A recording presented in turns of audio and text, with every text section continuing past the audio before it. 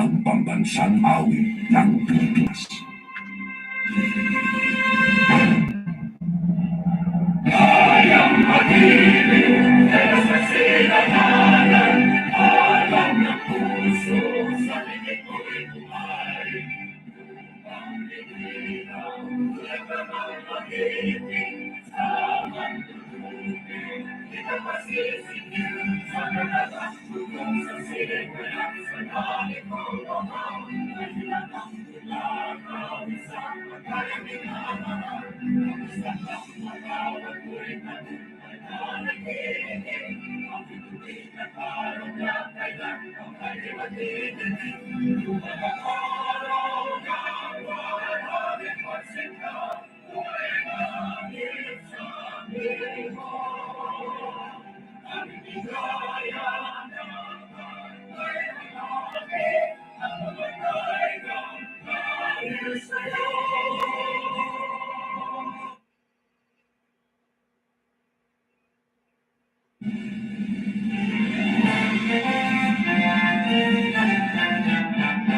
Simula noon hanggang ngayon, isang naging lalo. Magkaisa ang mga mundo, kaibigan ay marunong. Malayo mula sa hamon ng dagat, hiyang sa pananim na umalang. Pinagako sa puso at paniniwala, ang ibabaw para sa kabataan. Basta mo ay nagumpay, bunga na pawis at buhay. Kapayapaan na tarungan ay ating nang nakamtan. Alam Bolivia, alam Bolivia, pagpalay sa muro. Ang sabor, lagi kang mamahalin, walang pipigil sa damdamin, mga pangako'y tutuparin. Habang buhay kami sa'yo'y magbabantay, mananatili sa puso't isipan. Ang kahapon bumintay na nagbuwis ng buhay, nasa piling na ng may kapal. Ang santo ay nagumpay, bunga ng pawis at buhay. Kapayapaan na tarungan ay ating ang nakamtan. Alam Bolivia,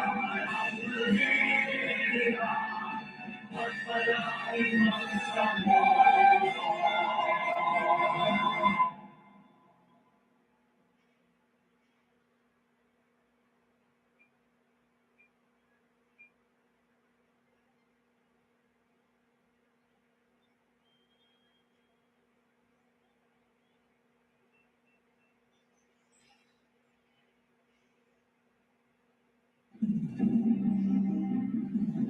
Administration din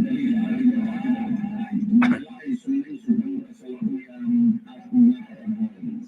Mapapadalika, mapatingnan at komentaryo at dalika ang programa ito'y para sa lahat. Walang pinikilingan, walang kinakampihan, at walang pinapanigan ang programa ito. Ang programa ito ay public service sa kahanginan at trabaho lamang.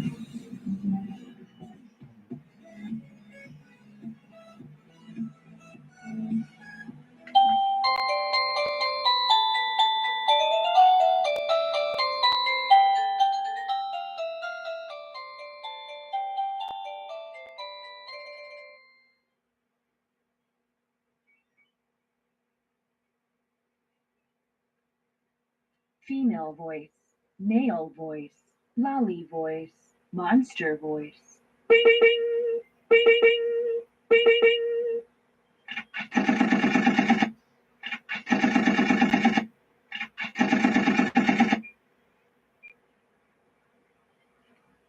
Okay, ang time check natin sa umagang ito, 32 minutos pasado po alas 7.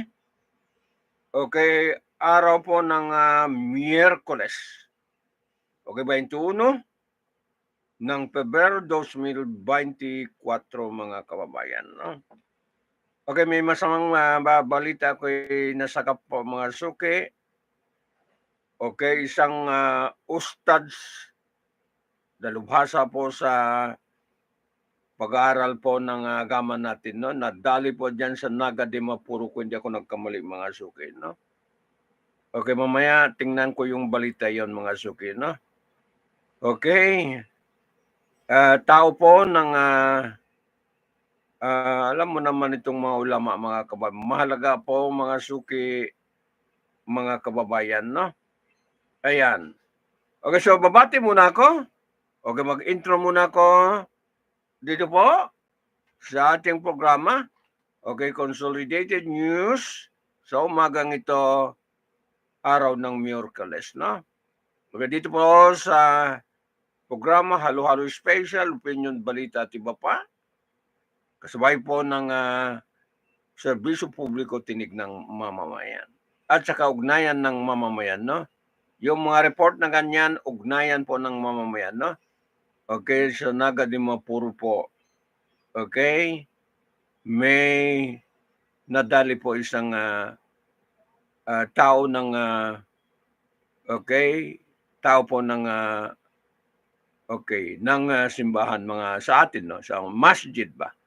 Okay, simbahan din sa Tagalog. Okay, masjid naman sa atin mga mahalla.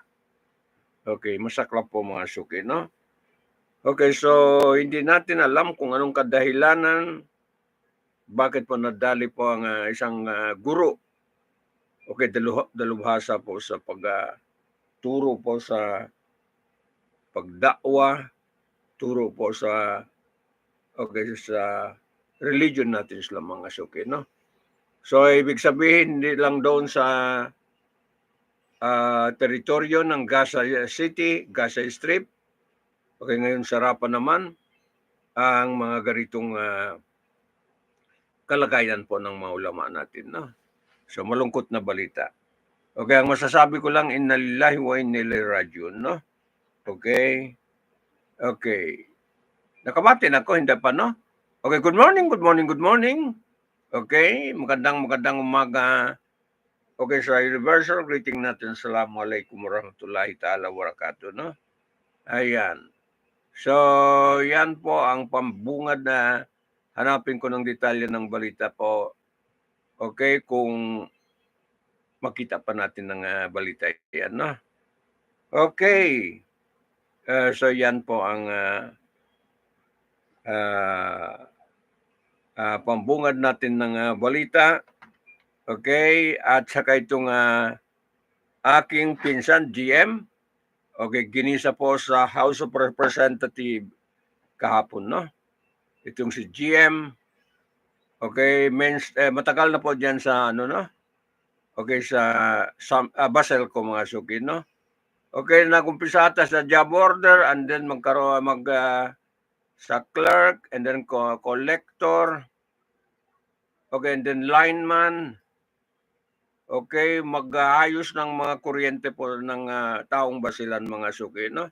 Bahay-bahay po tao ng Basilan. Yan po ang trabaho niya. Okay, mag-install ng mga kuryente po sa loob ng bahay po dyan sa Basilan. Yung mga trabaho niya, no? And then, unti-unti po na-promote. Okay, sa mga institution dyan sa division ng Baselco. Okay, institution manager. And then, nakuha po ang position po bilang general manager, no? Okay, nung nasa Manila kami, ang tao yan, nag-aral po sa Rizal College. Hindi sa Rizal, yung mga, ano ba yung tawag ng eskwelahan yan? Okay, bandang Rizal po, mga suki mag-aral, no? Institute yan eh. Okay. So, parehas kami mag-aral po mga kawa. Ako self-supporting, siya rin self-supporting.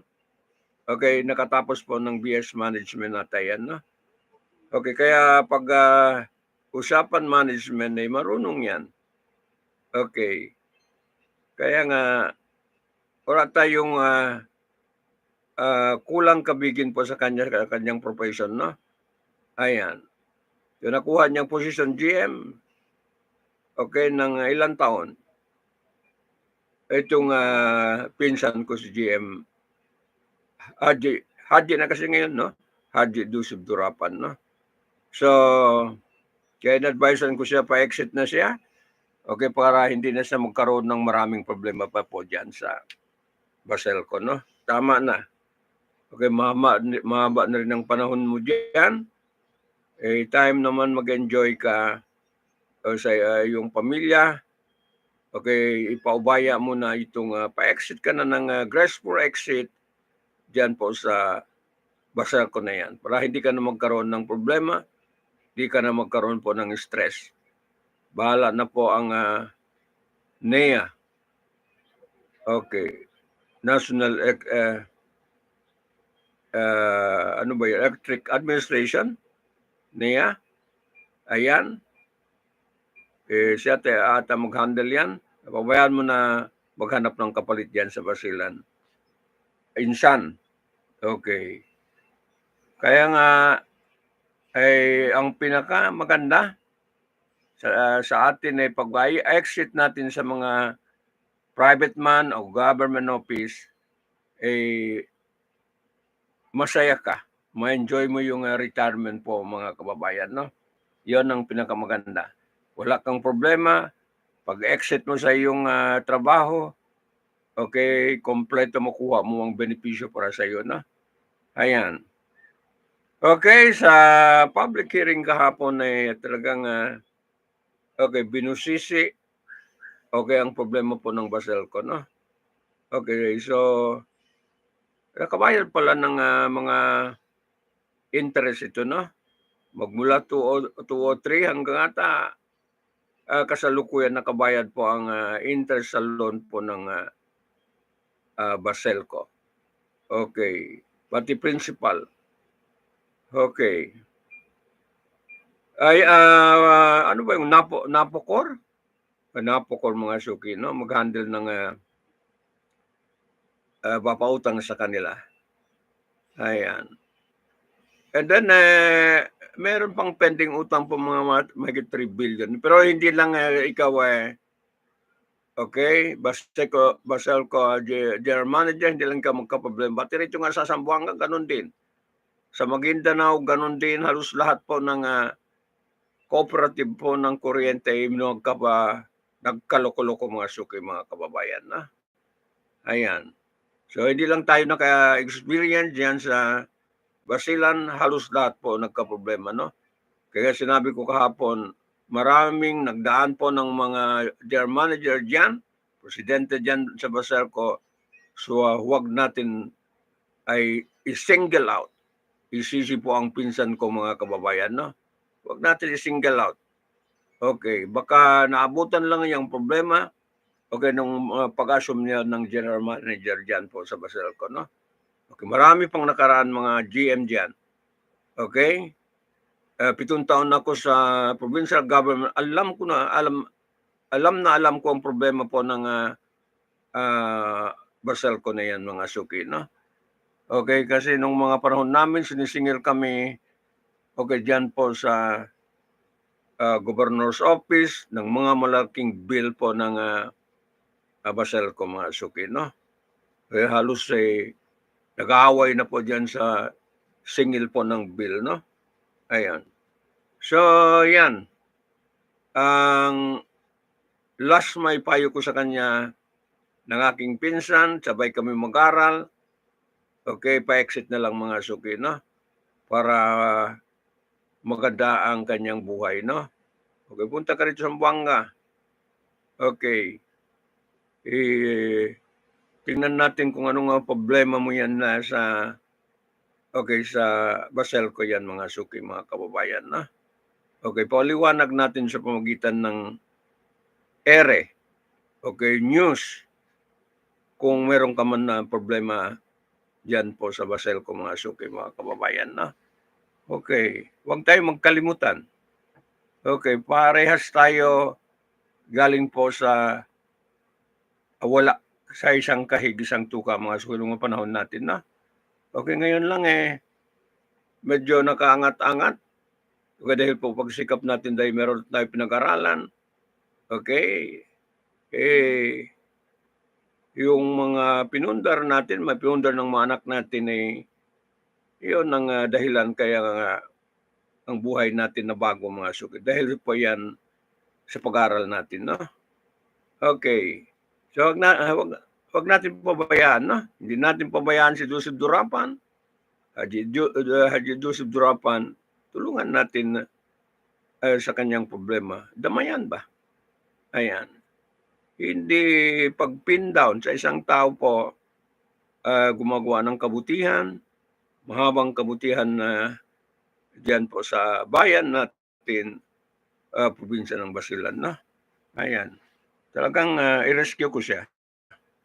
Okay, i-rescue ko mga kababayan, no? Hindi ko pwede kalimutan po ang mga maliit pa kami. Okay, sa pagsama-sama hanggang pumunta kami ng Metro Manila para mag-aral, no? Okay, mag-slow away. So, yan. So, yan po mga suki, mga kababayan, ang pwede natin may tulong okay, sa kanyang huling pag-exit po, saka okay, manager po ng general manager po ng Baselco mga suki, no? Ayan. So ito po. Sige. Ayan.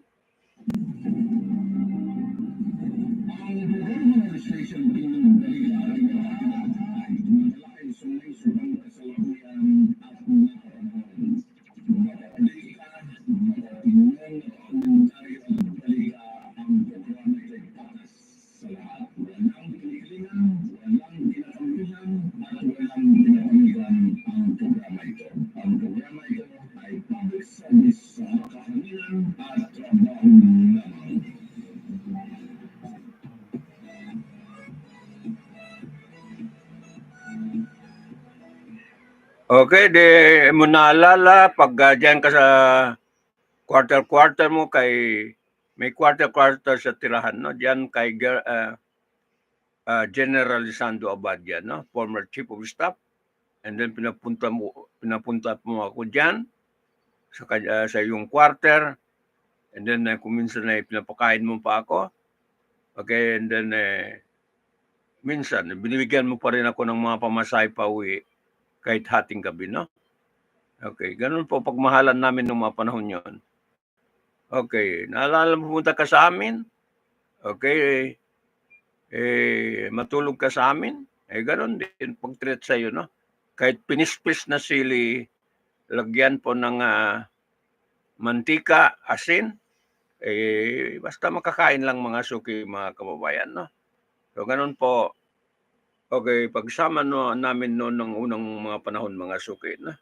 Nagkaiba na lang nung magkaroon na ng pamilya. No? Pero hindi pa rin magkalimutan bilang dugo, mga suki, mga kababayan, no? Kasi first cousin man kami. Ayan. Okay, mga suki, mga kababayan, hindi ka dapat pabayaan, no? Okay, nakapagserbisyo ka ng mahabang panahon, diyan po sa Baselco na yan. Halos buong buhay mo diyan sa Baselco, no? Ayan. Sige lang. Subukan po ng iba ay makialam diyan, mga suki, no? Bularitin natin. Ayan.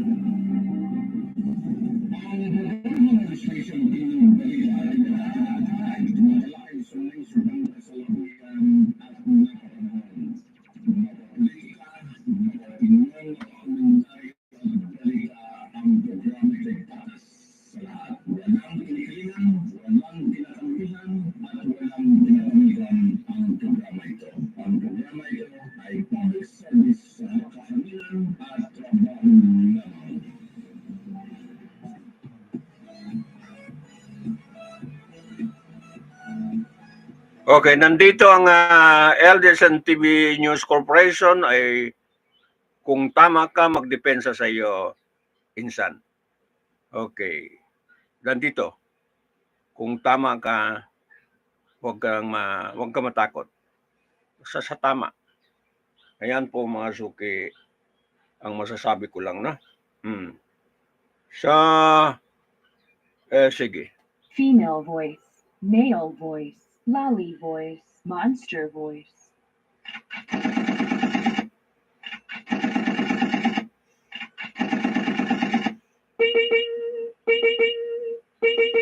Ayan, i-detalye mo lang bigay sa akin. Okay, para mapaliwanag ko rito sa news ko. Sige po.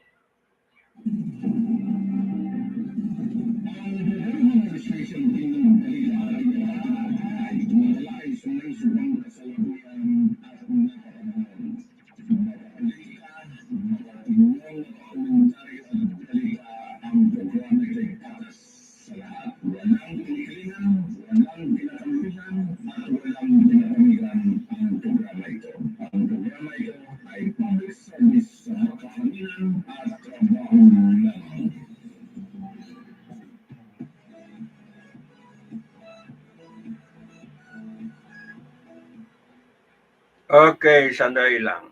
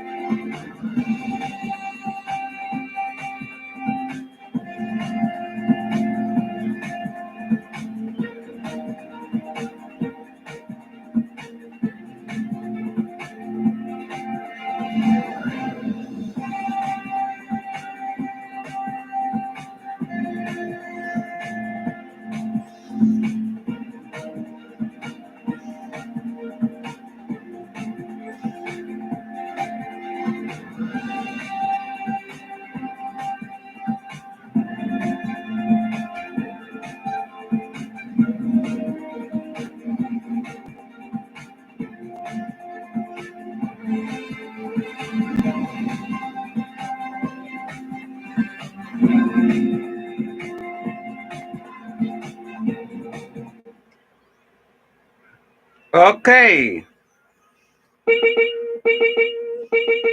Okay, pakinggan nga natin itong isang magpamilya, 67 years old, nagkaroon po ng zero savings sa pagtanda nila, no?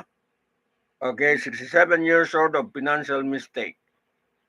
Para makakuha tayo ng araw kung bakit nagkaganito ito, no? Okay, bakit pagtanda niya, okay, wala siyang saving mga suki, no? Okay, isa itong mga mistake. Okay, sa pagplano sa buhay po dito sa daigdig mga suki, no? Ayan. Pakinggan natin. Bakit kapag tanda mo, wala kang naipon, no? Ayan. Sige, 47 minutes at saka 46 seconds, no? Okay, makinig tayo. Parehas tayo mag-aral po. Lesson. Okay, sa buhay natin. Bakit tayo magkaganon na wala po pera mga suki sa pagtanda natin, no? Okay, sige. Pakinggan natin ito, no? O ikaw makinig ka. Ayan. O, para hindi ka lagi mag-complain, makinig ka. Sige. Ayan. Are you currently increasing your credit card debt? They're all pretty much maxed out. Yeah. What is your credit score?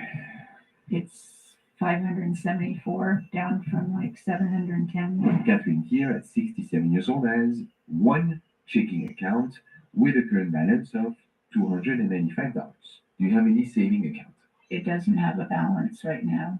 Investment accounts? I ended up taking all the cash out of it. Okay. And I presume no retirement funds?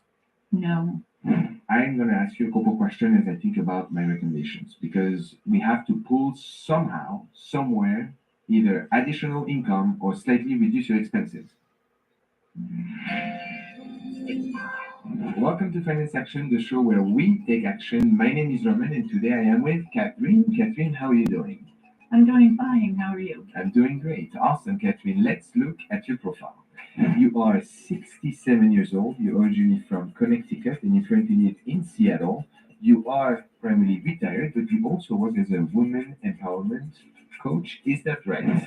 Yes, that's correct. Awesome. Looking at the way you've rated your personal finances from chilling to Mayday, Catherine, at 67 years old, you rated yourself as Mayday, which is tough to hear, but guys, there is so much to this story, a great amount of complexity, so we hope that you follow along. But first, Catherine, tell me a little bit about what is going on. Right now, I got myself, I'm struggling because I got myself in a situation, and it's something that I should have known better. I see. Yeah, but and of course, I can't go back. So I right now just want to deal with it and improve the situation any way that I can, and not make the same mistake again. So when you're telling me some of the mistakes, can you expand a little bit about what has been your experience through this? Well, I would say one of the biggest mistakes I've made throughout my life since I was young was to not be focused enough on my future, like planning my future. And Okay, yun ang failure niya. Wala siyang goal po mga kababayan, no? Okay, hindi niya inisip ang future niya. Pagtanda niya, nawala na siyang pera mga suki, no? Okay, yun po ang isang mistake ng tao kasi dapat may goal tayo, no? Okay, pag edad mo na ganun, pag retirement mo, okay, hindi ka magkaliwat kanan maghihingi pa ng tulong mga suki, no? So, yan ang isa sa mga financial goal, dapat may saving ka.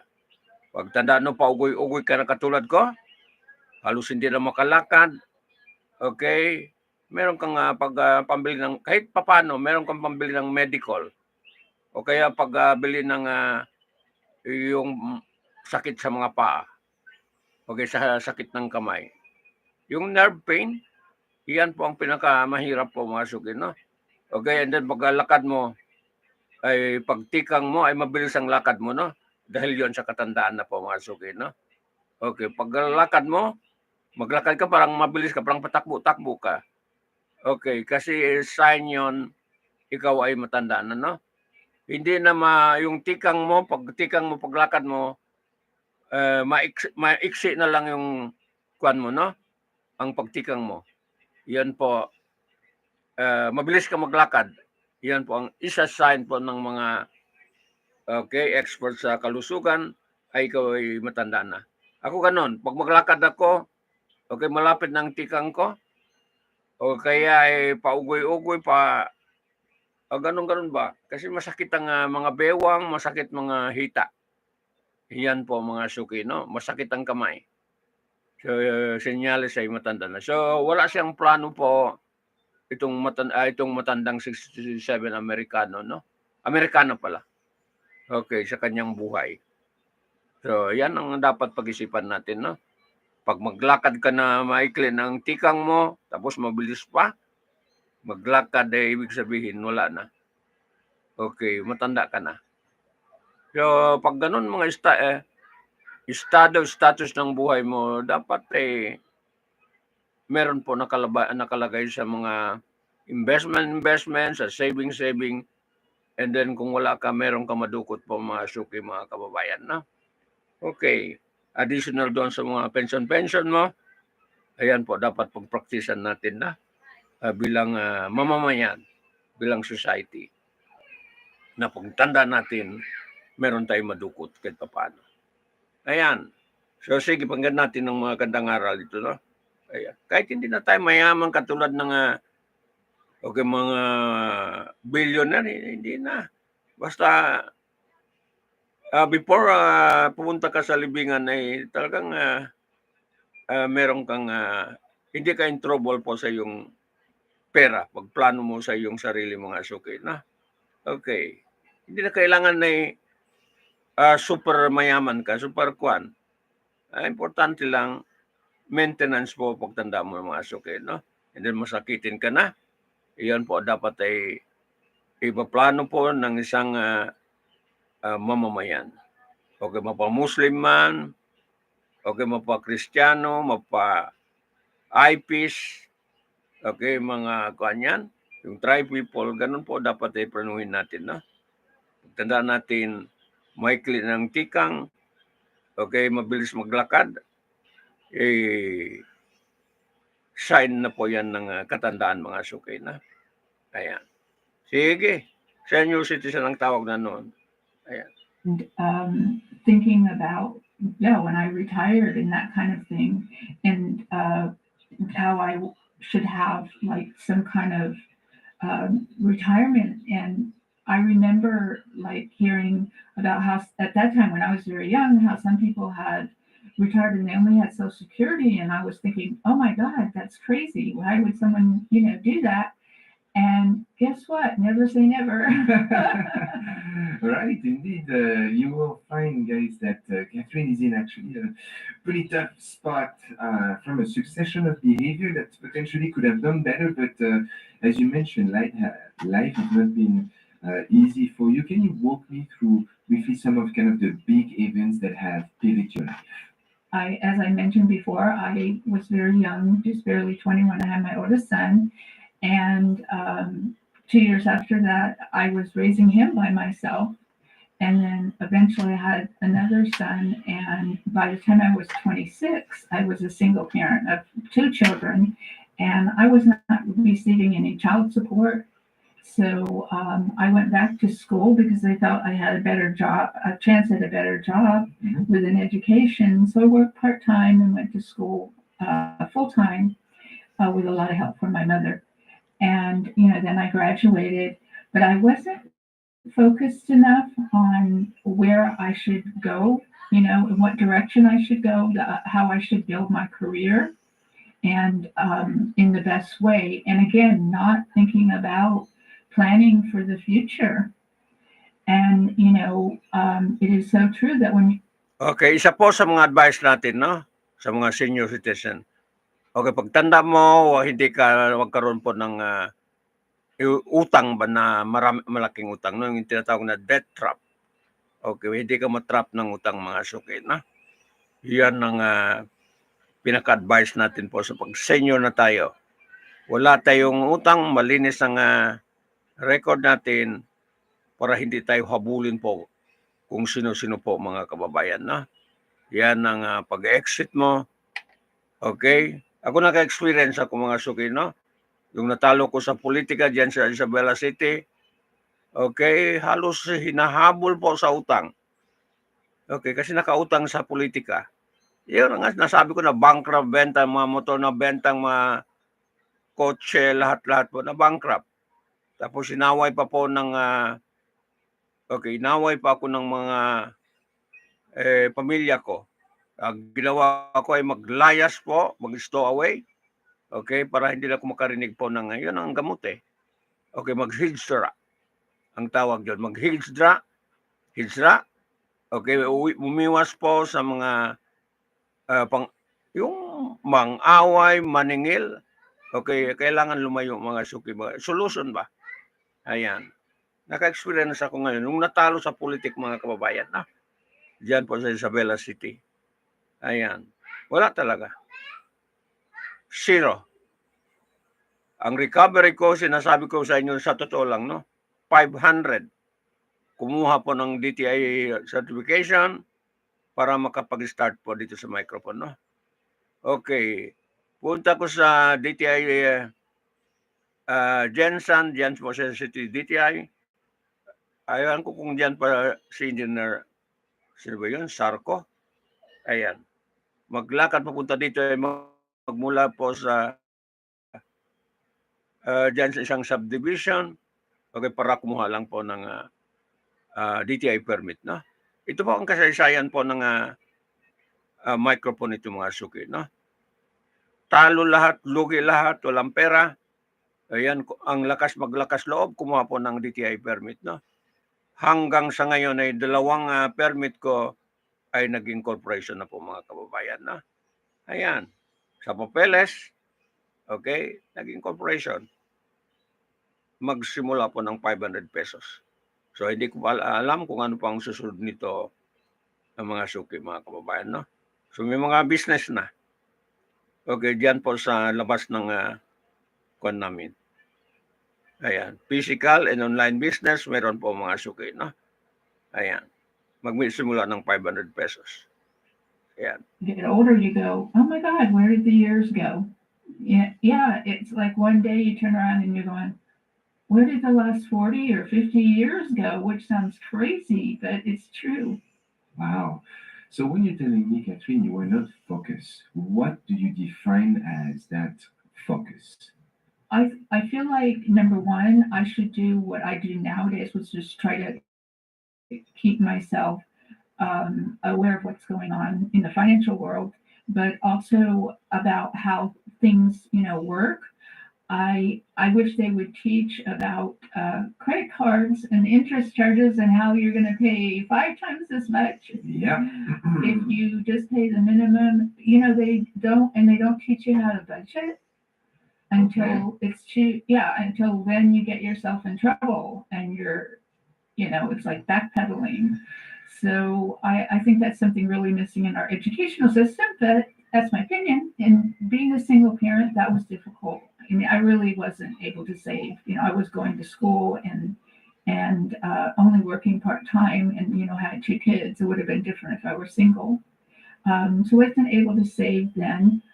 But I graduated when I was 33, and at that point, like I said, I wasn't focused on getting a regular job. I was trying to skip some steps, I guess, because I felt, oh wow, I wasn't 18 and graduating at 22 and living at home. But anyway, I guess a little bit of that entitlement. But so that has been the theme throughout, is like not planning when I have had the money or whatever, to have something set aside, be aware of finances, and also, of course, not just the traditional things like a Roth IRA or whatever, but other different kinds of investments and that kind of thing. And I know that the U.S. is terrible in rating for savings. Yeah, I mean, you're on your own. That's right. When it comes to saving, it's not like the French system that automatic save for you, and then at retirement you have those whole years of contribution that are climbing up. Here, it's your own, and this why I believe Catherine is such an incredible story is with much respect, Catherine. You are the perfect example of some of the behaviors that we want to instigate in younger generations or everyday individuals. Is today, if you're watching and let's say you are less than 3 years or even less than 4 years old, you still have a lot of time ahead of you, even so less than 50. I mean, every age has the potential to create a future for them where they don't find themselves in a situation, again, Catherine at 67 years old, with a very tough financial position where maybe the options are not as expanded as what you may have 20 years ago, right? So what you will find here with Catherine's story is a perfect example of why it is important to start thinking about this today, not in 1 year, not in 5 years, today. There are little steps that you can take, and if you had the chance to look at some of our different content, throughout each of the story that I bring in, I try to bring a little bit of a tip here and there, and hopefully as people can, and if they want to watch multiple of the podcasts that we do, they are going to have kind of this idea about how to properly, it might not be, like rocket science, but how to have a strong base and sometimes more, depending on on how can you build something that is solid enough for you to have a fairly sustainable financial situation. Okay, so we've tackled a little bit into your story, Catherine. Now I want to bring us to our first topic together, which looks at your income and your assets. The primary source of income is Social Security, and thank you for providing us with some of your statement. I see here that you're being paid around 1,800 after tax on this per month. And also, you have a woman empowering business. Tell me a little bit more about that. Well, I've been working on my coaching business for the last couple years at least, but more like on the back end part and, building a foundation for that. And I've only recently really been networking and putting myself out there. And I have been interviewed a few times about my story. And I'm trying to get more well known, but at the present time, I don't have any clients. Okay. And what do you do through this business? How does it work? Well, basically, I work with women, showing them how to set boundaries. So I say that I teach them how to say no to the people and things in their life that don't serve them. And so they're, setting boundaries can be anywhere from telling your best friend, no, I can't help you with your party on Saturday, because I say that it gives you, setting boundaries gives you freedom from stress, overwhelm, and setting boundaries in critical situations, which is how I describe what I do when I'm telling my story of abuse.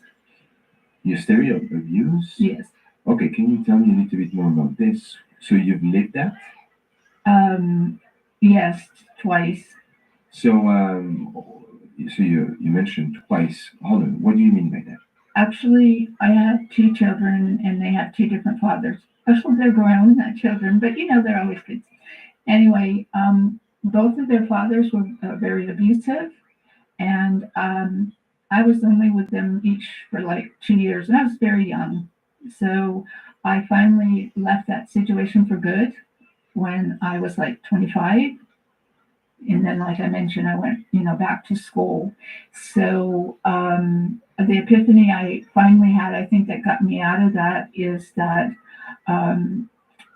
two things. Number one, I didn't want my kids around that. And then number two, I thought about why I ended up in that situation. And I realized that if I had felt really good about myself, like I do now, then I would not have gotten involved in that and I wouldn't have stayed.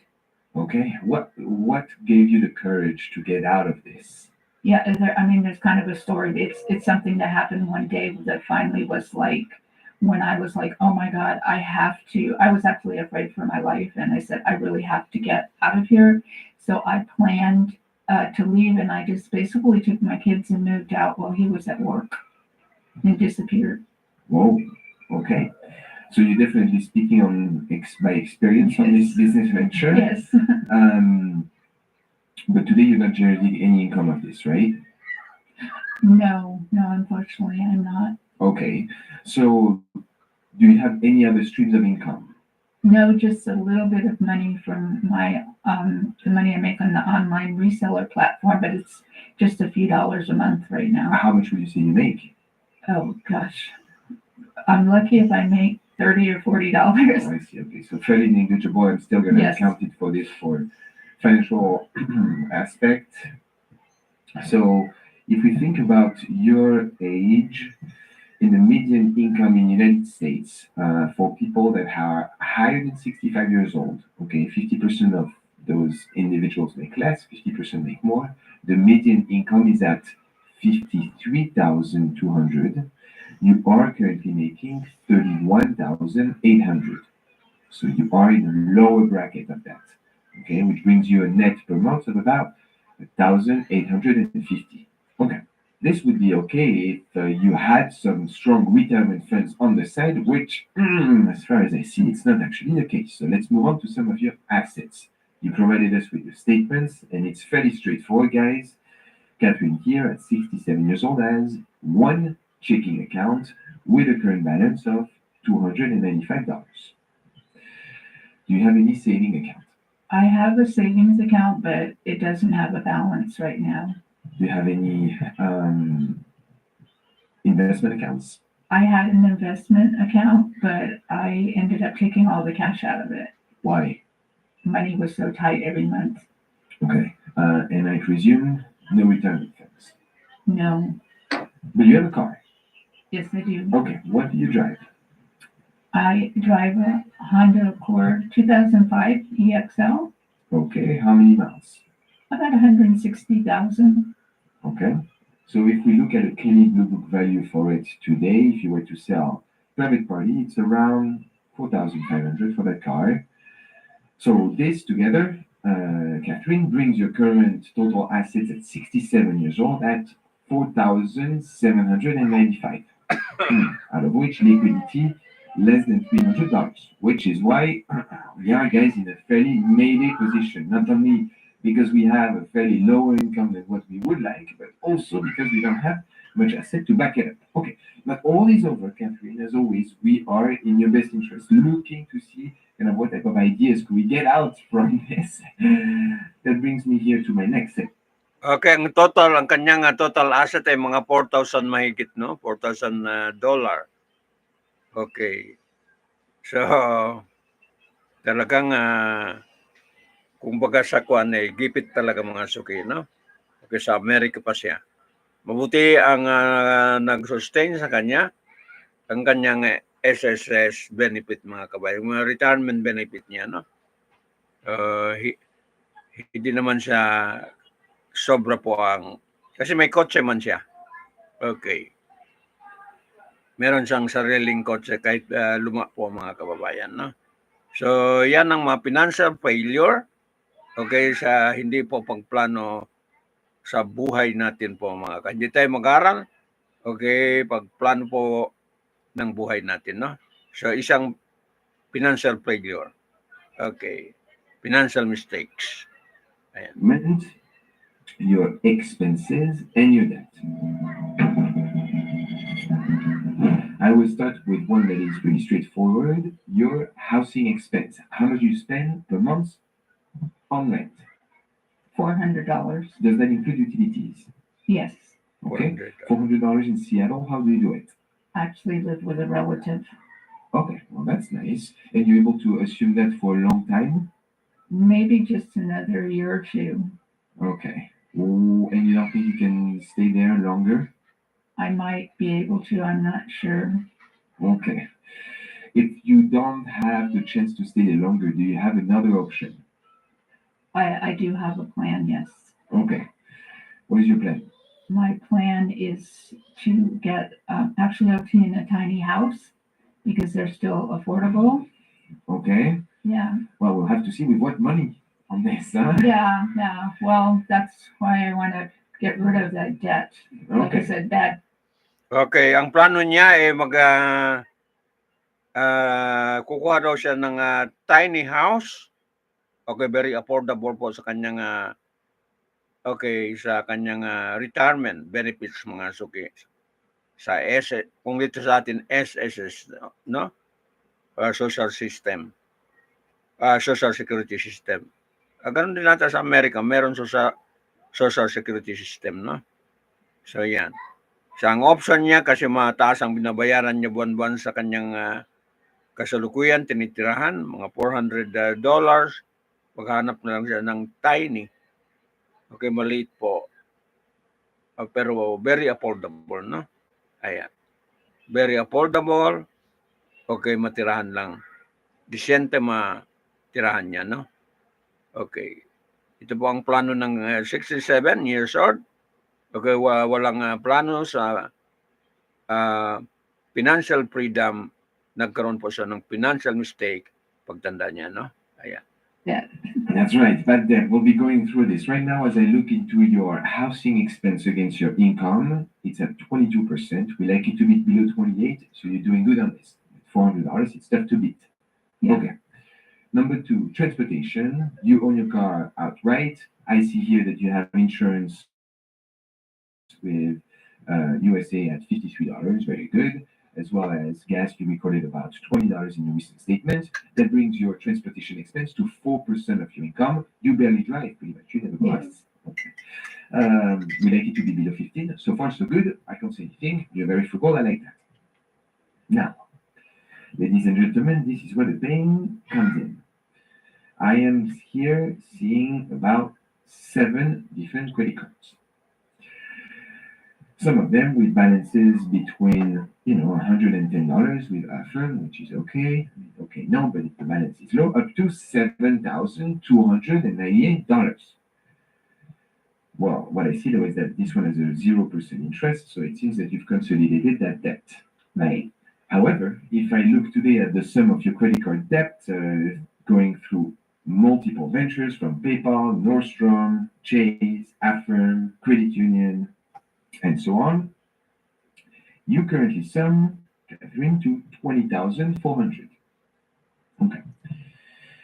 Looking at the amount of minimum payments that are required on those cards today, guys, per month, it is $820. So when you have here a situation where your income is 1,800 and your minimum payments on bad debt is $800, you know you're not gonna go really far in Seattle. So this brings me here to a simple question that I have for you. Catherine, what happened that you were not able, over the course of your working life, to put money on the side for retirement? Well, definitely lack of planning and lack of, educating myself Mhm. about finances. And Okay, cut ko lang, no? Lack of training. Okay, hindi niya naintindihan ng pag-invest sa mga pera. Okay, lack of training and yung mga pag-seminar ba? Okay, learn po ng financial course. So yan po ang lack sa kanya, no? Hindi niya maintindihan po saan nilagay niyang pera. Okay, posible hindi siya kumikita ng pera, pero wala talaga plano, walang rule. Ang tinatawag na rule, 10%, 20%, 30%. Okay, magmula sa regular income mo, ilagay mo sa saving. Okay, sa investment, mga suki, no? So, yon po ang lack po kay Catherine. Hindi siya nag-aral, no? Okay, hindi siya nag-aral. Okay, paano mo ka-survive habang nabuhay ka rito sa mundong ito, mga kababayan, no? So, yon po ang kulang po kay Catherine. Ayan. So, ipagpatuloy natin. No? Magandang aral ito. Okay, magandang aral po sa mga nakikinig. Okay, hindi po magpipal po ng sa kanilang future. Yung walang rule sa buhay. Okay, pagdating po sa pagtanggap ng income, mga suki, mga kababayan. No? Walang rule sa buhay. Sige lang. Happy-go-lucky. One day millionaire. One day mayaman. So, yon po ang kulang. Okay, kay Catherine, mga suki. No? Okay, sige. you have a degree in economics, but that's not the same. Okay. I'm not putting the blame on my parents, but I wasn't, I didn't hear that, growing up. Right. So, the frankly follow-up question I have for you, though, is I want to understand the mentality. So, I can understand that when you're 20 years old, when you're just starting life. But when you're like 40 years old and you know it's coming up, there was not at some point a moment in your life where you're like, oh, I don't know what's going to happen when I'm 60, 65 years old. What was the thought process? You were just like pushing it there. You're like, oh, I'm going to be okay. I'm going to be fine. How did you, over the period of probably 40 years, every year you were like, oh, it's okay. I'm going to push it to next year, push it to next year. And how did this recurring behavior happen? It's really easy, like you said, to not think about it and not address the issue, and really like the necessity of planning for the future. And actually, when I was in my 40s, I did have a bit of a retirement account, but Nice. and I used it to get my first townhouse. Okay, hindi siya nag-prepare po sa kanyang future, no? Yun ang mistake ni Catherine. Wala siyang plan po sa kanyang future. Yung mga sa ating tatak na bahala na. Okay, bahala na. Bahala na si Bathala.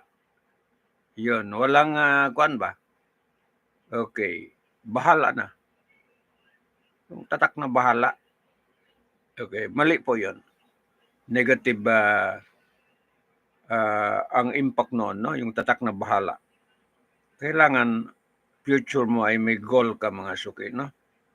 O pagdating sa status na ganun, maglakad na ka na ng maikli ang pagtikang mo. Okay, yung mabilis ka na maglakad, yan po ang pinaka problema po sa atin, mga suki, no? Dapat pag-aralan natin paano tayo makasurvive. Okay, pagtanda natin. Ayan. Sige. So, gandang lesson, no? Okay, mahaba-haba pa ito. Sige lang. which was really small. And then the money I made on selling that, I put it into a bigger townhouse. I would have been good, except the market crashed and my house was underwater. Right. So that is probably 2008. It was 2004. Oh, it was 2004. Yeah. Oh, okay. Yeah, that's right. There was a Well, media recession before. right. Okay. It didn't happen all at once. Right. So, okay. Okay, naka-experience pa siya masamang experience, magkaroon po ng calamities. Calamities, binaha po ang kanyang tinirahan, mga suki, no? Okay. So, talagang lahat po ng pahirap po ay na-experience po ng tao ito, mga suki, no? Okay, so, isang araw ng mabuti itong si Catherine, no? Ayan. So number one, guys, please, if you have to make a house investment, do not touch your retirement funds. Today, personally, there is absolutely no reason whatsoever, except if you're going to be homeless, to touch retirement funds. Okay? And sorry for picking up a little bit on you, Catherine, but in general here, I'm speaking to our audience. You know, I've seen people taking out retirement funds to buy a car. Oh, retirement funds because they want to go on travel. Well, number one, you're being destroyed by tax. You're being destroyed by a distribution penalty. Definitely, you can go up to 10%, sometimes more. And on top of that, you don't even realize the amount of damage that you put into yourself in your future. So please, if there is one lesson here that we can hear from this interview is never touch your retirement, except if you're calling me and you say, Roman, I'm about to be homeless, and I say, okay, maybe you should consider taking some. Otherwise, there is no other expenses that justifies this. Okay? And sometimes you're like, oh, medical and so on. Oh, of course, this it could be considered a very high emergency. However, if you have the processes in place beforehand, such as having a pet insurance, as an example, again, not on you, I have known people that have taken money out of the retirement fund for a pet emergency, which can be very expensive. In that case, guys, please take pet insurance. If you are driving a car and you get into a car accident, and then you end up with hundreds of thousands of dollars of debt that I had, thank God I had car insurance. But it is important that you are taking the proactive steps that today, and I know some of you are watching here, you guys don't have those. Trust me, those are not, yes, they hurt when you see the bill every month. You're like, oh, why am I paying 150 here when I'm not even, driving safe and so on. You never know what can happen. And you have to be proactive. So this way, you're investing in yourself. You're investing in safety and financial strength. This is basic. Please, I know too many people that are running off a very fine line, and then they use retirement funds, something else happens, and then it's a disaster. Sorry for disappointing.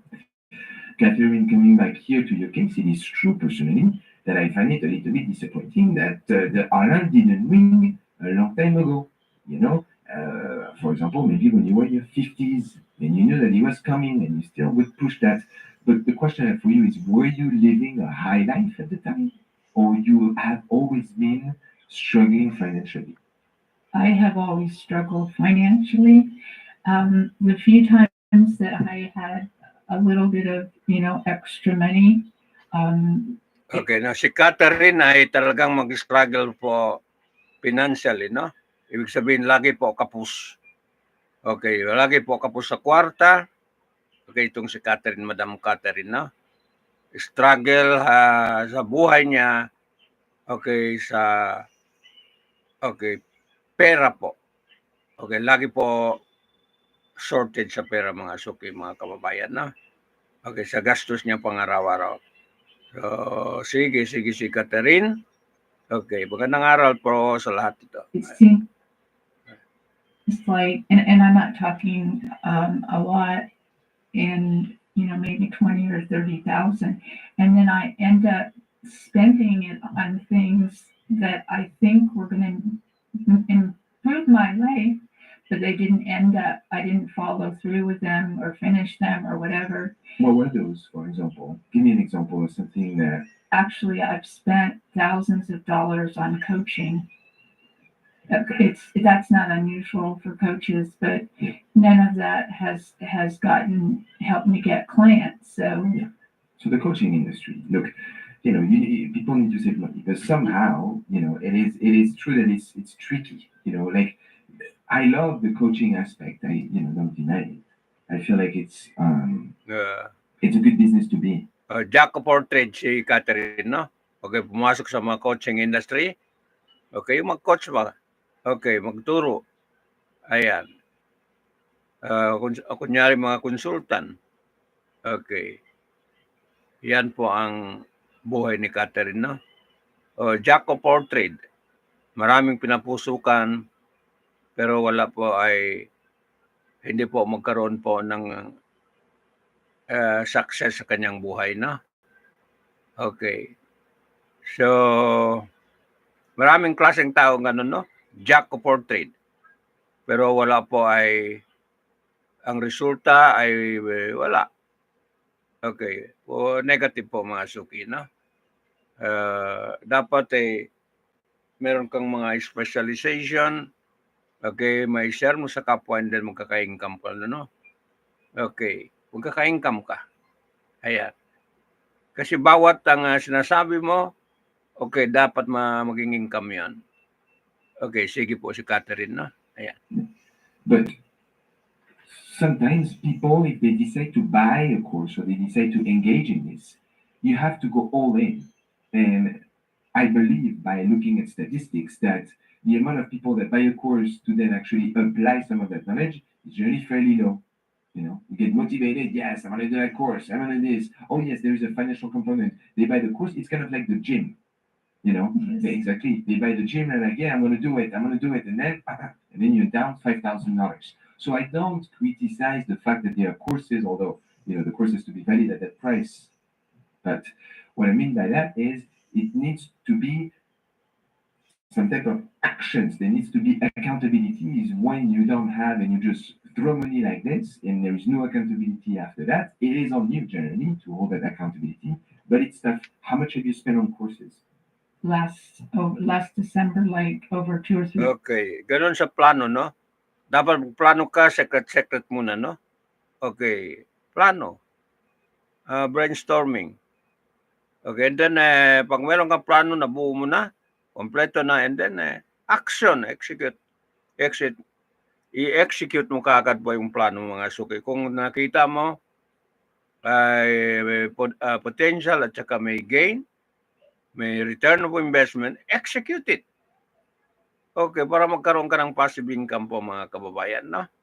Okay, execute it. Ayan. So, ganun po ang pagplano. Huwag ka maingay pag may plano ka. Kasi yung mga ayaw sa'yo, okay, hanap ng paraan na hindi ka makatuloy sa plano mo. Silent lang. Okay, pag kompleto na, aksyonan mo, execute mo na. Saka ka na magsabi, tapos na. Ganun po ang pagplano mga suki, no? Ayan. Pag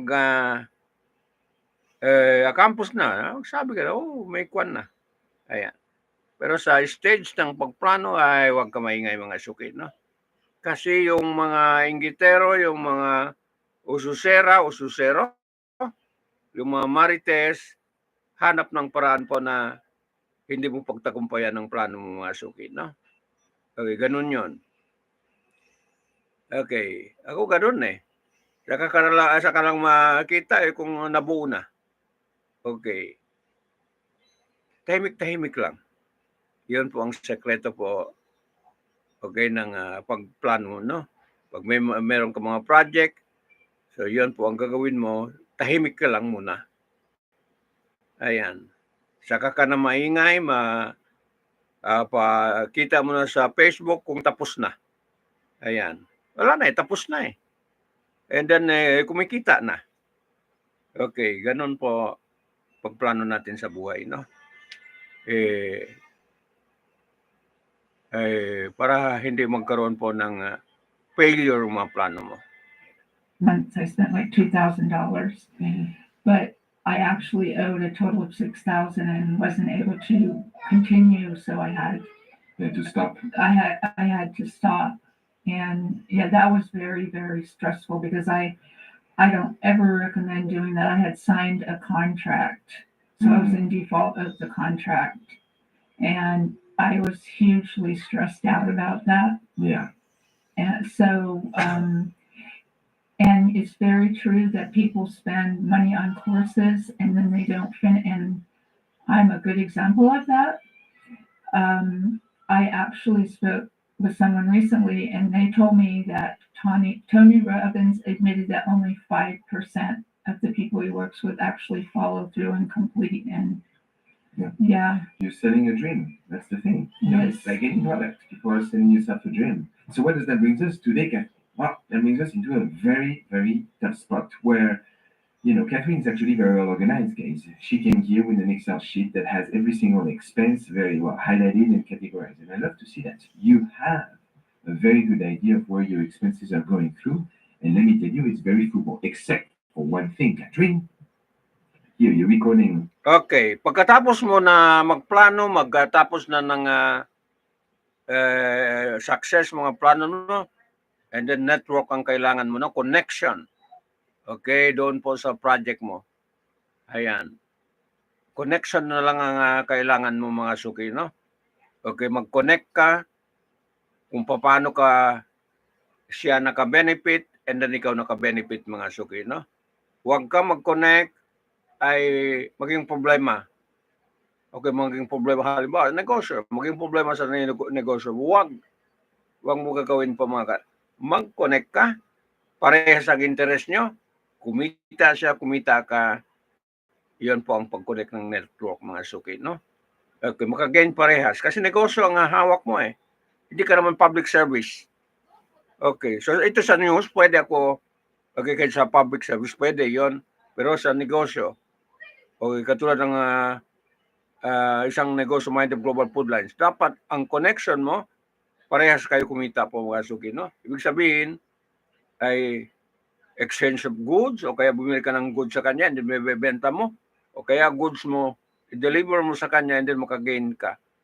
Ganon po mga suki ang ibig sabihin yun, no? Okay, huwag ka, okay, makipag-connect na maging liabilities sa iyo po mga suki, mga kababayan, no? Maging problema, maging pabigat. Yun po ang ibig sabihin. So dito sa microphone ay pwede ko mag-connect kasi karamihan ito ay public service po. Information sa kapwa mga suki, no? Pero sa interest ng negosyo, huwag po mga suki, no?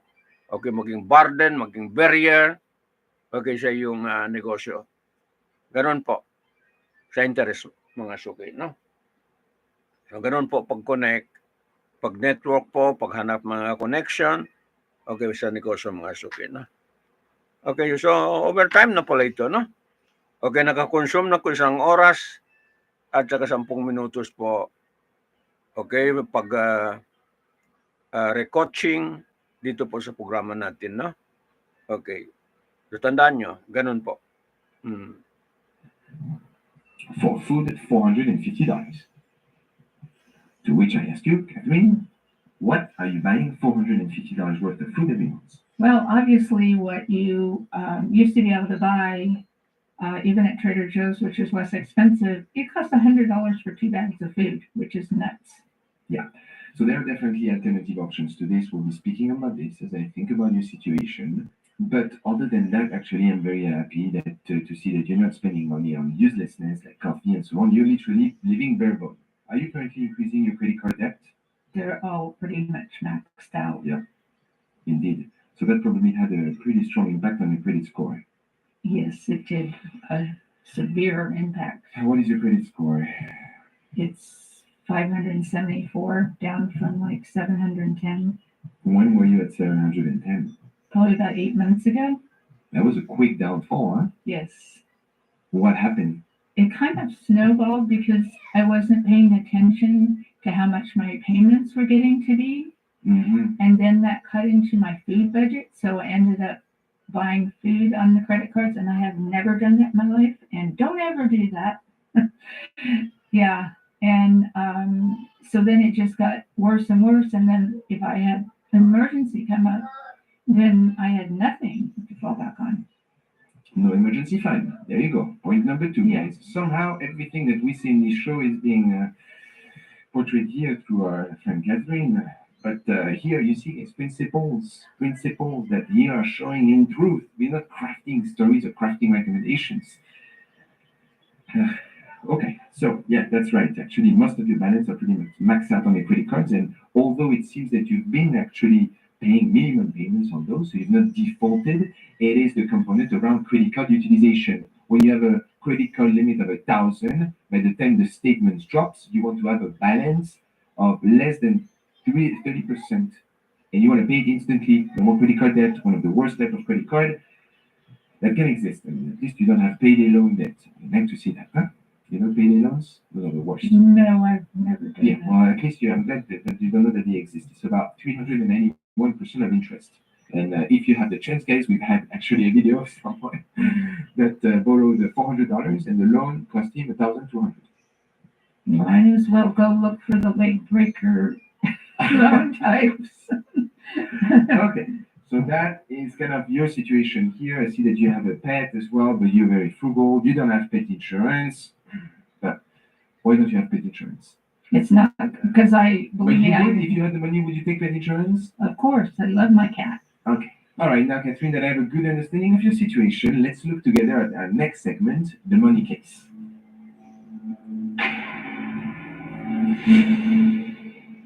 All right, guys, at 67 years old, Catherine is in a very tough spot with over $20,000 worth of credit card debt, as well as just $260 on her account and no saving funds. So what does that mean is that right now, Catherine is in the hole. But together, we'll see about how much.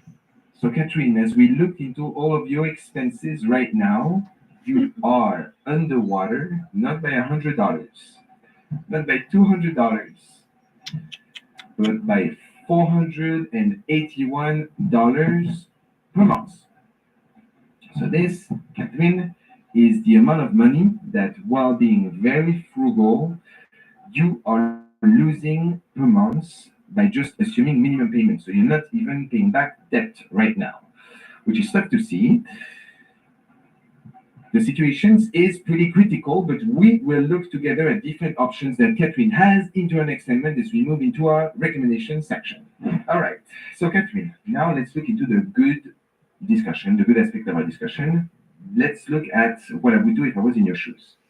Number 1, as we think about your way to segment your finance, you have 3 cases, right? You have your needs. This is money that you need if shit hits the fan. Your wants, today, I'm sorry, you can't have much. And goal, this is the last section, which looks at money that you can invest, save, or pay back debt. In your case right now, Okay, kung ganito ang programa ko sana, no? Mag-invite ako ng mga tao ganon mga situation and then bibigyan ko ng pera, no? Pagkatapos ng programa. Napakaganda, no? Public service. Okay, paano ko kaya magawa yun, no? Okay, mag-invite tayo ng tao, yung mga ngailangan ng tulong. And then pagkatapos ng programa, okay, bibigyan mo ang tao ng pera, no? Para makaraos siya. Yun ang magandang programa. Ayan. Magkaroon po siya ng livelihood. Ayan.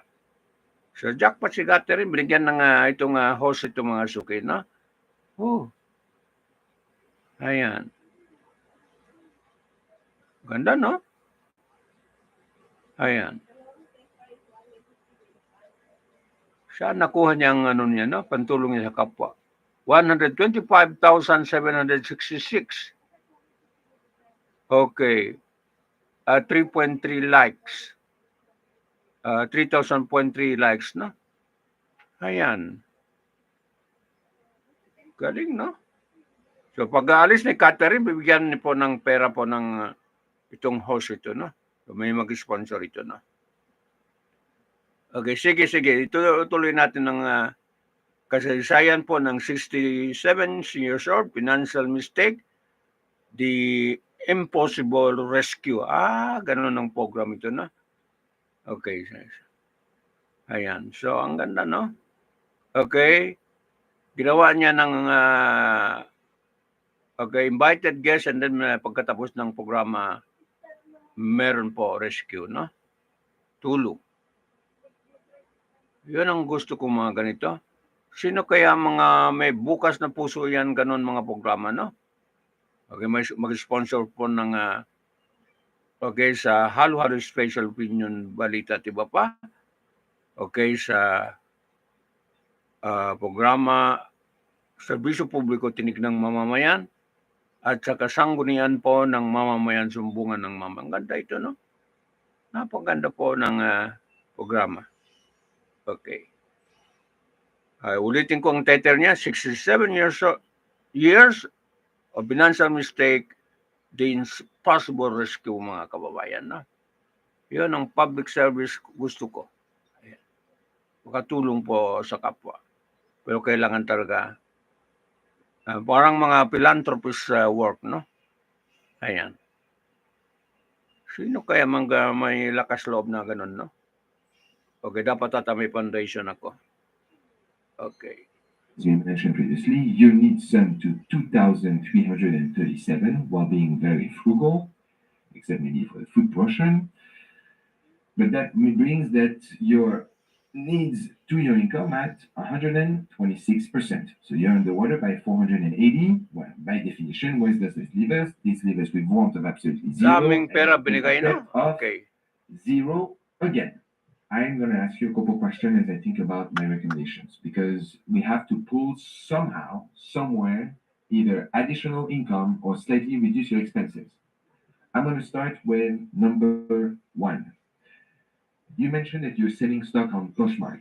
How much do you have worth of assets that you can sell? It's like $1,600 maybe. So I probably have a few thousand. Okay. What is holding you from posting more? Time? No, I just need to do it. Well, that's number one. I want you to sell everything that you can, that you have inventory for, and this is pretty urgent because I need you at least rapidly to increase what you have on the checking account. Otherwise, you can't make next month.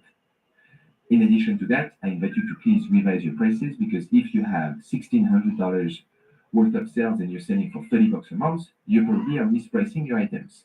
Even if you're selling them for a little bit less, I'd rather have you take a little bit of a hit on selling this, maybe a little bit below market value, but you still sell them, and not increase your credit card debt. Because as we are looking right now, next month, you're going to finish with zero on your checking account, and you're going to have to take credit card debt to assume your monthly expenses.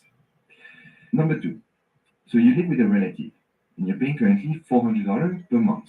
Would this person be able to give you a deferral, meaning that you would potentially in the short term reduce your rent to help you think about how you can potentially rebuild yourself? Or no? What I mean by that, is there anything that you can do? Maybe help around the house, clean, whatever. I don't know, it's not easy to somehow ask her, look, I'm really, really struggling right now. Is there any way you can somehow please reduce a little bit my rent? That is probably not going to happen because I know she depends on my money. Oh, she also depends on your money? Oh, she's in a tough financial spot too? Well, not like mine, but she does, need, she's got a house payment and all kinds. Yeah. So, Okay. it's not really feasible. Option out. Option number 3. You have 2 children. Hmm. Yeah, grandchildren, great grandchildren. Congratulations. Your children's. Is there any way they can provide you with a little financial assistance or no?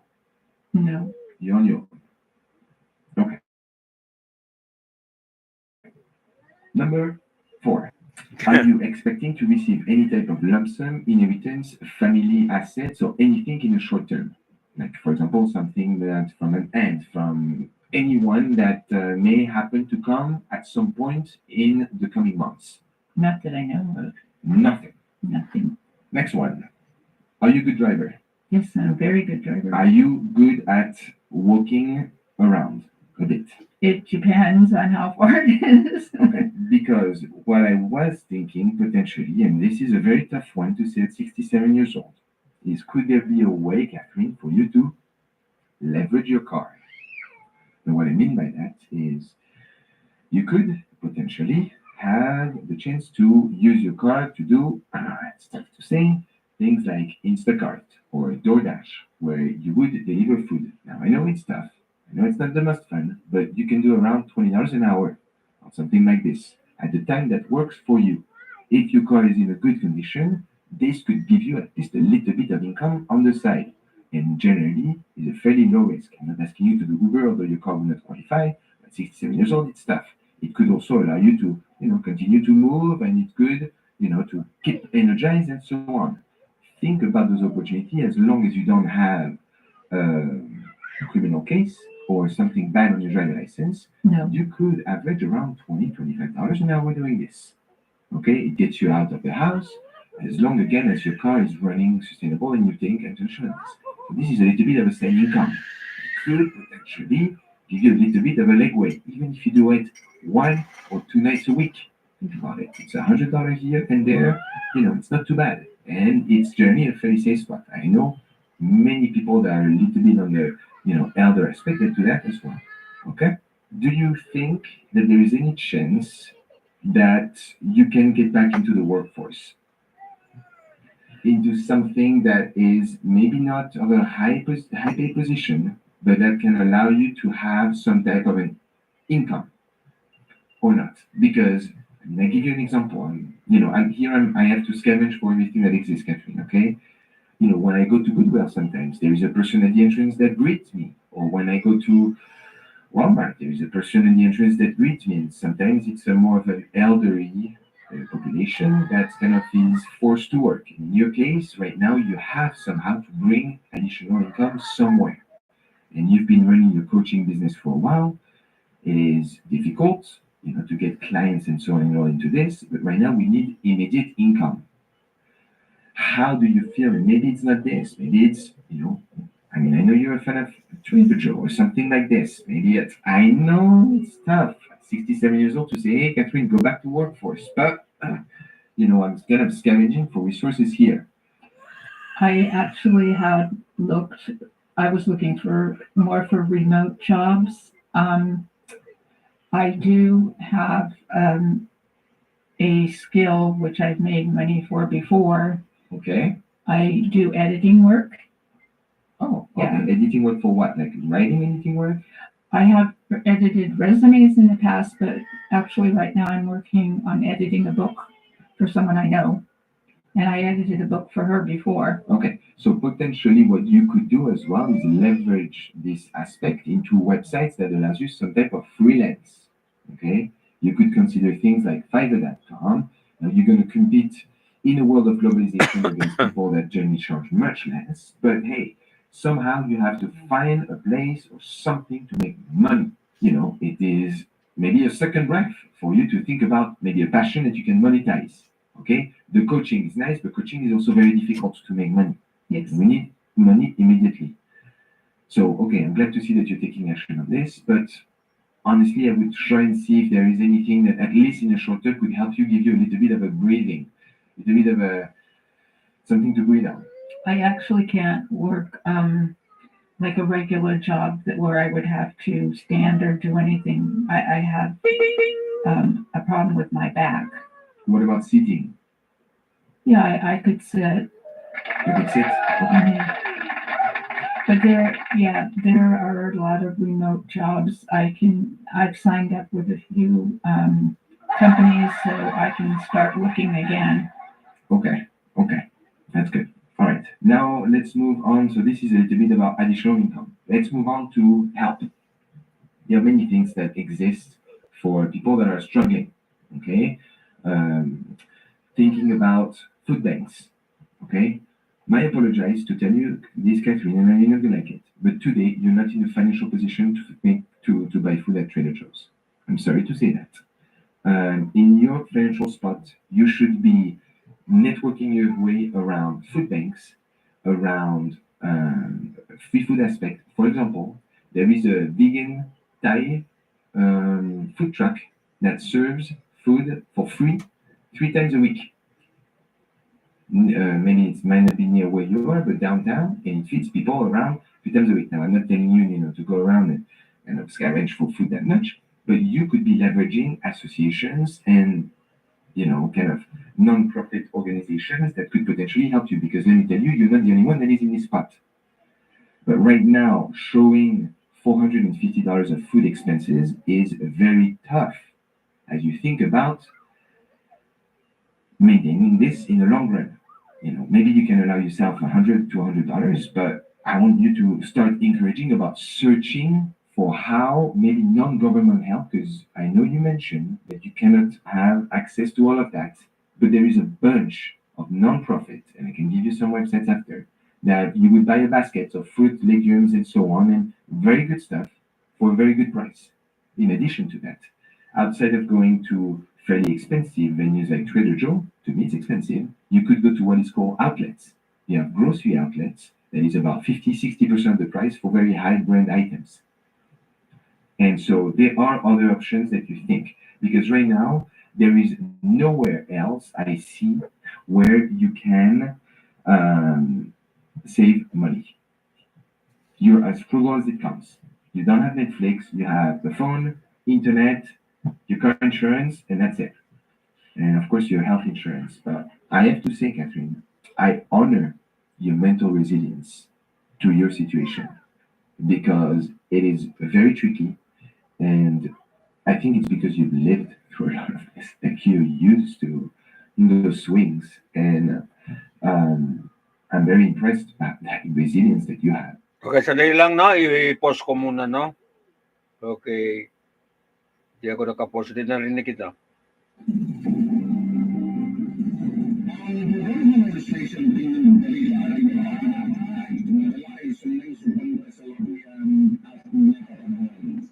Makapolitika, makaopinyon, makakomentaryo at balita ang programa ito'y patas sa lahat. Walang kinikilingan, walang pinakampihan, at walang pinapamigan ang programa ito.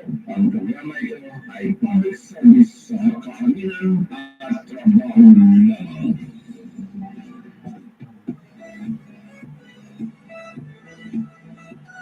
Lolly voice, monster voice, female voice, male voice, lolly voice, monster voice.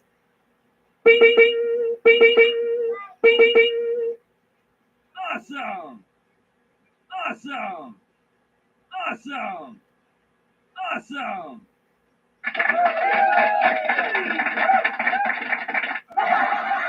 Okay, si Catherine, yan po ang kasaysayan, no? Ang gandang istorya ito si Catherine. Okay. But today, you really need to search for everything that you can use or leverage in your possessions. As we went through everything, you seem to be very much on your own here. So it's going to be about keeping you afloat. And right now, when it comes to debt repayment, I mean, I would do everything that I can to no longer incur any additional credit card debt, of course. Like, when you look at your credit card debt, do you feel stressed about the repayment of it? Does it feel very big to you, or it feels okay? No, it feels very. Okay, It yung feels big to approach. ginamit niya term ay critical debt. Ako ay debt trap. Yung utang marami ba? Debt trap. sa kanya ay critical debt. Okay, parehas din. Pag critical, okay, problema rin.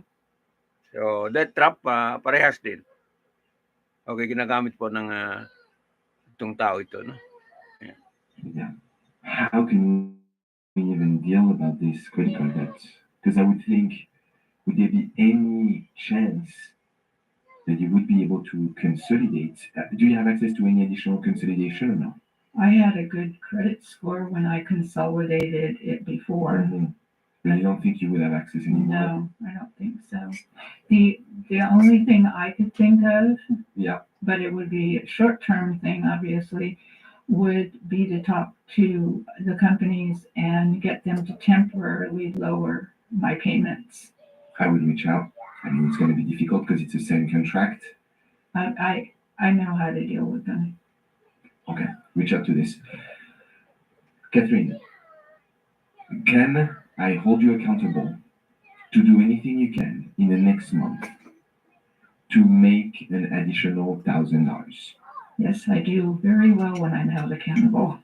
Okay, so I'm going to start slow with you because your situation is critical, but I don't want you to feel like it's something immense, like Goliath against Hercules. You know, I want it to be something that you think you can start building momentum. Okay? I'm going to hold you accountable. By next month, I'm going to reach out to you and I'm going to say, hey, Catherine, have you been able to increase your income by 1,000 last month?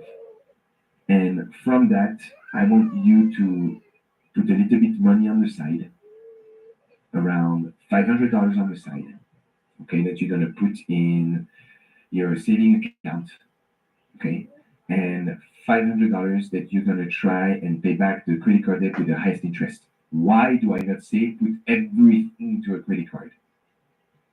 Well, it's because I want you to have a little bit of liquidity. You never know what can happen.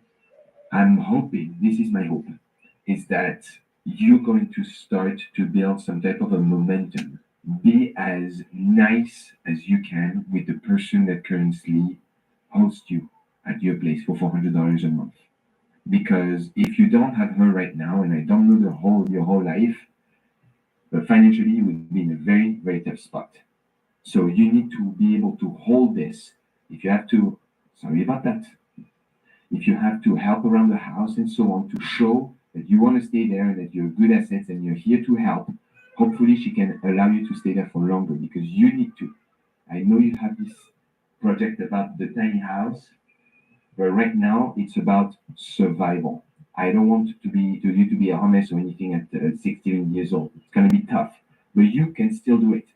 You can still get out of this, but you have to spend every second. And I know I wish I could tell you at 67, you can retire and so on, but you have nothing else, Catherine.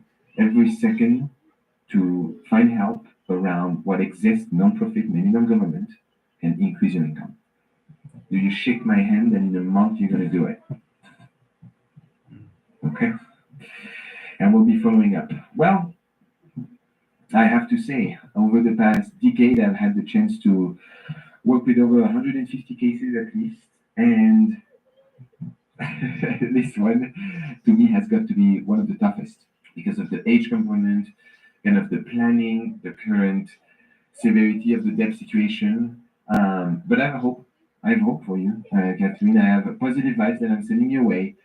I think you still have the health, and you're coming here with probably what's the most important, which is the health component. But you're gonna have to make it. I really hope that you are gonna make it, and I will be following up on you. Do you have any final words as we wrap up our discussion? I would just like to impress upon those of you out there who still have the ability to plan ahead and make a difference, not to make the mistakes that I did, to definitely think about your future, even if you are only 20 or whatever. It goes by faster than you believe, and you should be planning and definitely focus. And also the education is very important, the financial education.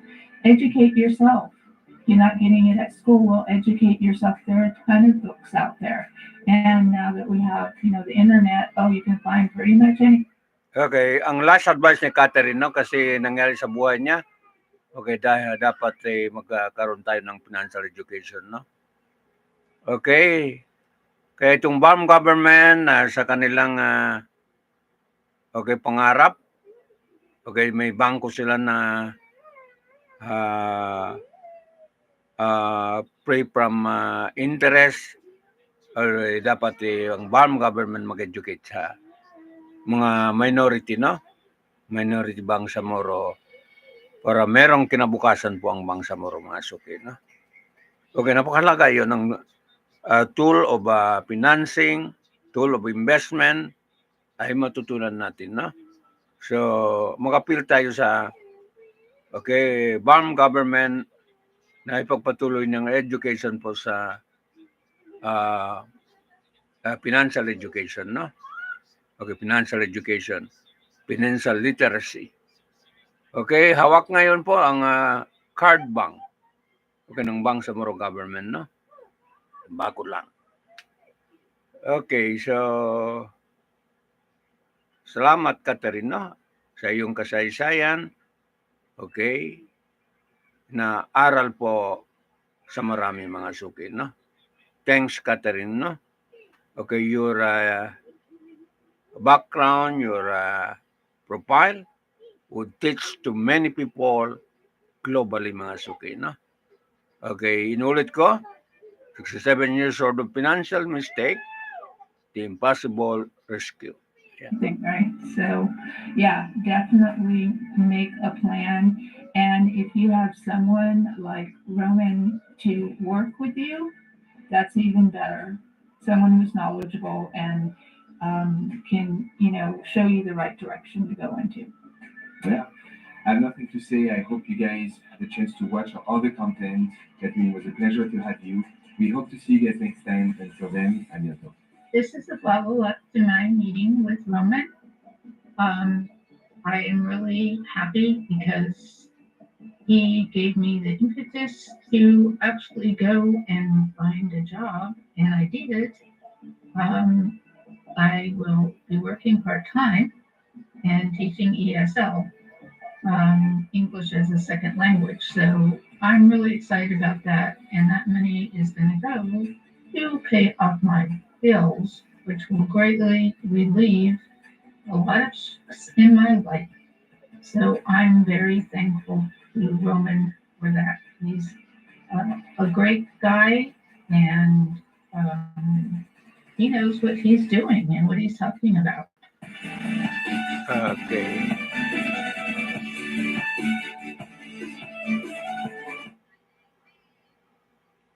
Okay, the man with failed family, mga kababayan.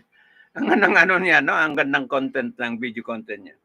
Okay, pagkatapos nito, okay, basahin po ang isang ustads na dali po diyan po sa Naga de Mapuro, mga kababayan, no?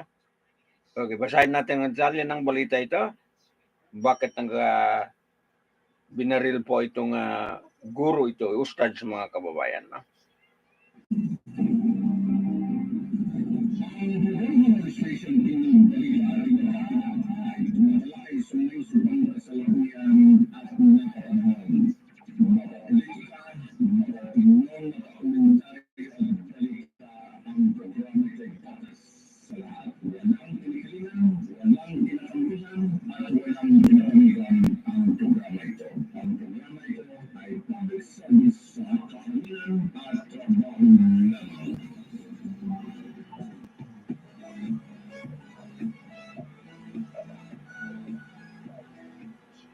Okay, basahin na po natin ang balita ito. Okay, statement of condemnation and an urgent appeal for justice at the killing of Ustad Sharif, Alawi Jaji. Okay, nulit ko, Ustad Sharif, Alawi Jaji. Ayan. Okay, Bismillahirrahmanirrahim. It is with the heavy heart that we mourn the death of Ustad Sharif, Alawi Jaji, one of our revered, revered, revered, revered Maluso constituents. Ito ka Maluso? Okay, Maluso constituents and religious leaders who was murdered in Barangay Micolabo, Picong Municipality, Province of Lanao del Sur, no? Uy.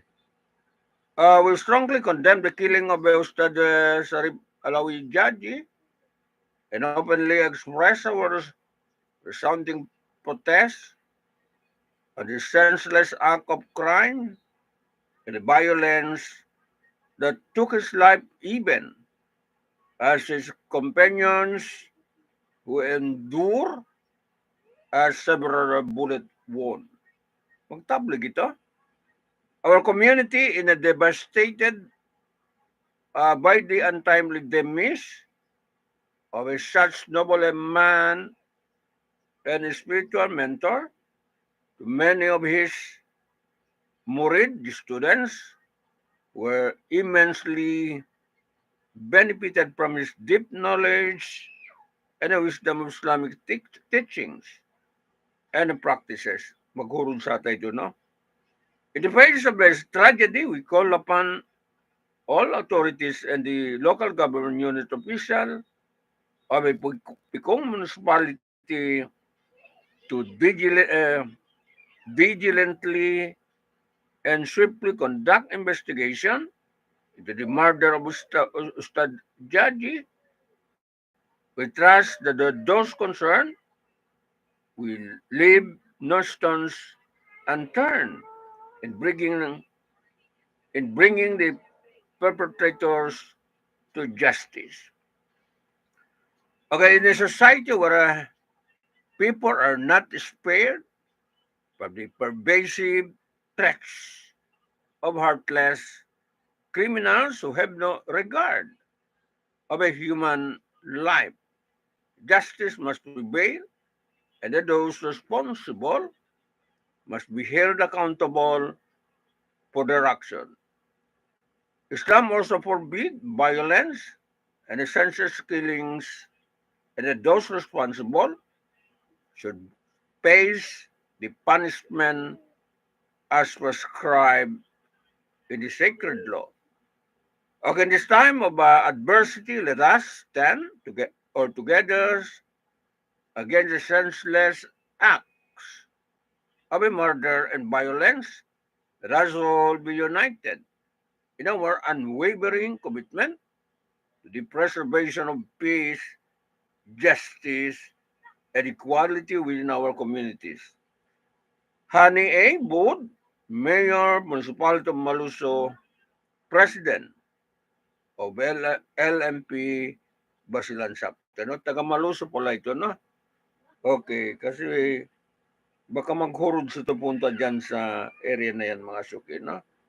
Okay, so, ayan. So, wala na. Okay, doon na nangyayari ang okay, ang hustisya na lang hinihingi po ni Jaji, mga suki, no? Alawi Jaji. Ayan. Ganun talagang buhay, no? Ayan. Ustad, okay, sino ito? Ustad Sharif Alawi Jaji, no? Sa barangay Micolabo, Picong Municipality, Province of Lanao del Sur. O, yun. Okay, wala na kong balita. Ito na po mga suki, mga kababayan, no? Okay. Talagang.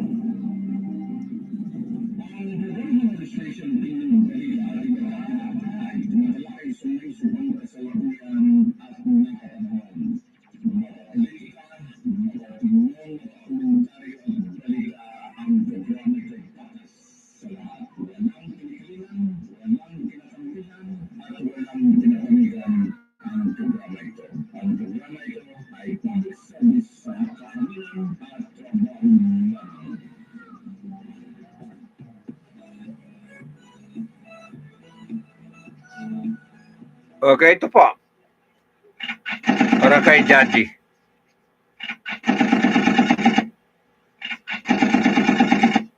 Okay, malungkot na balita, no? Okay, paalam na ko. Ito tapos na ba ito? Hindi pa, no? Tapos na ba ito? Hindi pa.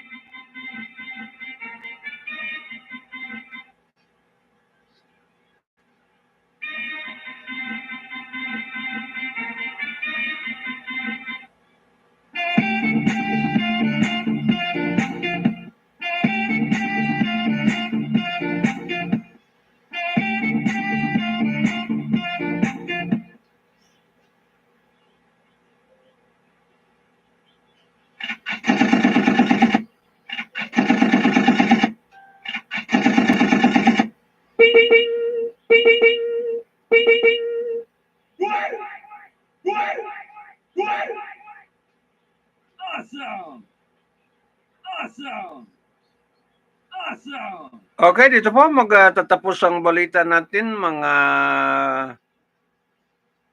minamahal ko. Okay, shout out sa inyo ka lahat. Okay, hindi ko na lang isa-isahin kasi pag isa-isahin ko hindi matapos ang programa, no? Okay, so shout out na lang sa lahat ay nakikinig dito sa programa ito, no? Okay, paalam tayo sa Consolidated News natin sa umagang ito.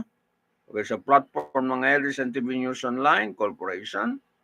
And then, sa program Halo-Halo Special Opinion Balita at iba pa.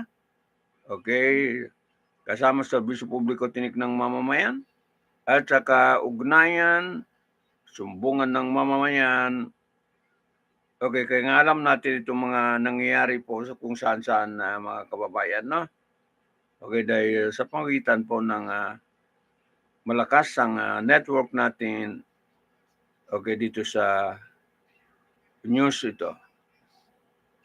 Okay, inulit ko kay Judgy, Ustad Sharif Judgy, lahat tayo pupunta doon. Okay. Alawi Judgy. Okay, dyan po na dali po sa Barangay Pikong. Pagpunta ka sa Batli na daan mo yung Barangay Pikong nyo. Dyan po sa Nagadimapuro Municipality. Okay.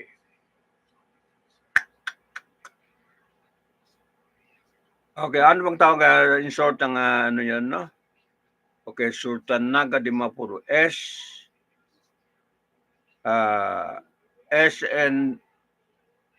SMD, no? SND mga suki, in short yan. SND. Ayan. Pagpunta ka sa Cotabato, mag-travel, uwi sa dito sa Region 9. Okay, dumadaan ka dyan po sa area yan mga suki, no? Ayan. Okay. Katulad ng sinabi ko, wala tayong masabang tinapay. Okay, sa mga programa natin. Okay, magbalita lang mga suki, no? Okay. So, magandang aral. Okay, itong si Catherine, no?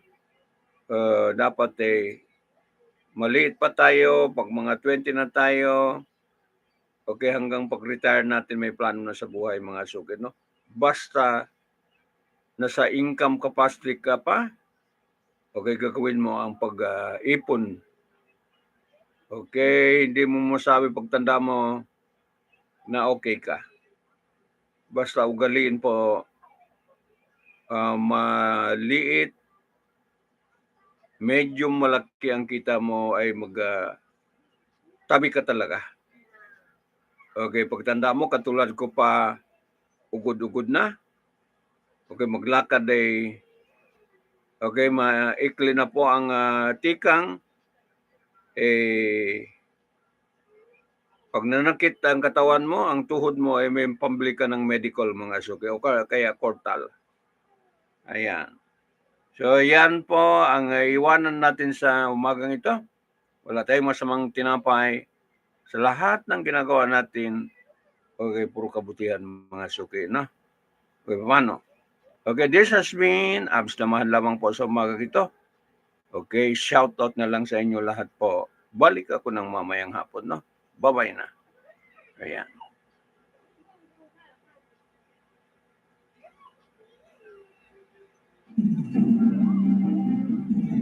Ang Gobyerno Administration Tingin Delikado ay tumatawag sa mga subang kasalukuyan at mga kapanahon. Makapolitika, makatingin at komentaryo at balita ang programa ito'y patas sa lahat. Walang kinikilingan, walang kinakamuhan, at walang pinapamigan ang programa ito. Ang programa ito ay public service sa kahanginan at trabaho lamang.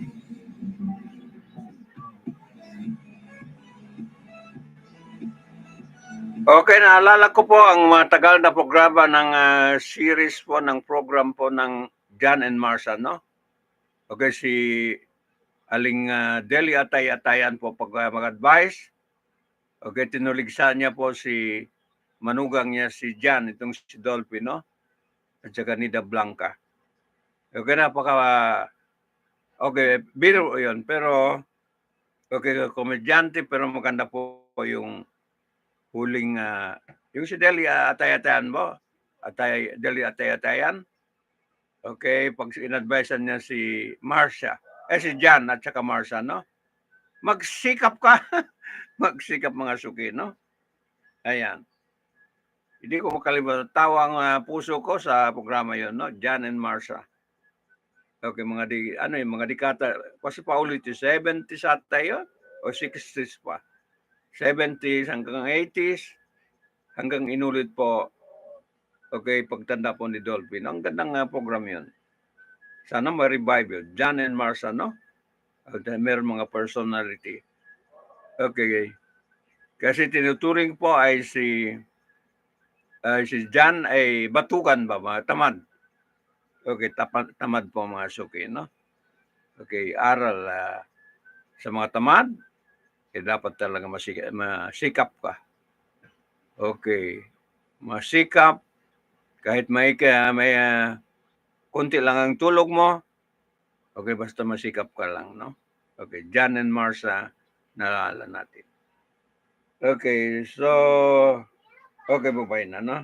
Ayan. Female voice, male voice, lolly voice, monster voice.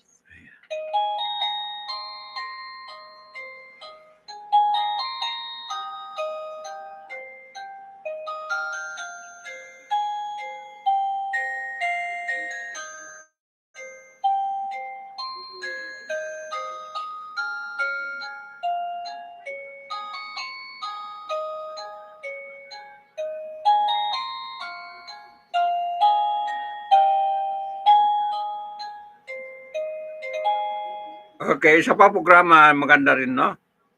Okay, mga aral, isang Kengkoy po, school vocal po ng Tito Vic and Joy, no? Grabe rin ang programa niyan. Riot, mga suki. Ayan. So, sige po mga kababayan, no? Okay, salamat. Okay, bubarak kayo mamayang hapon, no? Okay, this has been Abs Damahan lamang po, no? Sa umagang ito.